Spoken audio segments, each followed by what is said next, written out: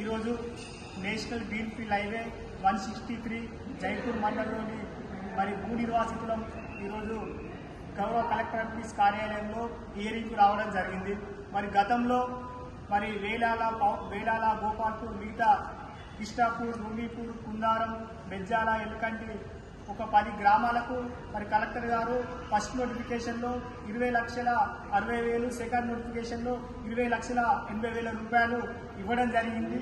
మిగతా రైతులు ఎవరైతే ఆర్బిటేషన్ పెట్టుకొని వాళ్ళు ఉన్నారో ఈరోజు వాళ్ళకి మరొక అవకాశంగా గౌరవ జిల్లా కలెక్టర్ గారు హియరింగ్ పిలిపించడం జరిగింది.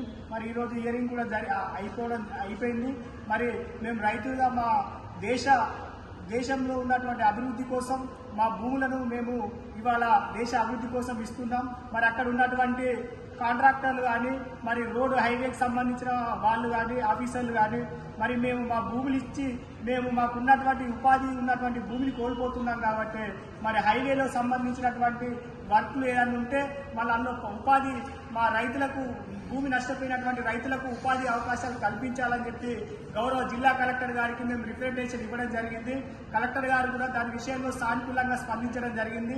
అంతేకాకుండా మరి ఇక్కడ కిష్టాపూర్ దగ్గర మరి బంకు కాడ ఒకటి ఎగ్జిట్ ఇవ్వాలని చెప్పి మేము కోరడం జరిగింది.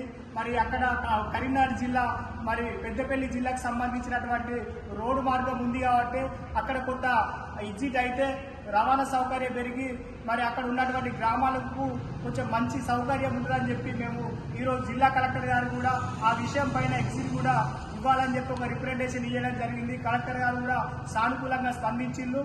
మరి ఎగ్జిట్ కానీ మరి రైతులకు ఉపాధి కానీ కల్పించాలని చెప్పి మేము రైతులను డిమాండ్ చేస్తున్నాం. ఒకవేళ రైతులకు ఇట్లా అందులో ఉద్యోగ అవకాశాలు ఇవ్వకుండా మరి ఎక్కడి నుండో తీసుకొచ్చి ఇట్లా పెట్టుకుంటే ఖచ్చితంగా కాంట్రాక్టర్లు కానీ వర్కులను కానీ రైతులందరం కలిసి అడ్డుకుంటాం.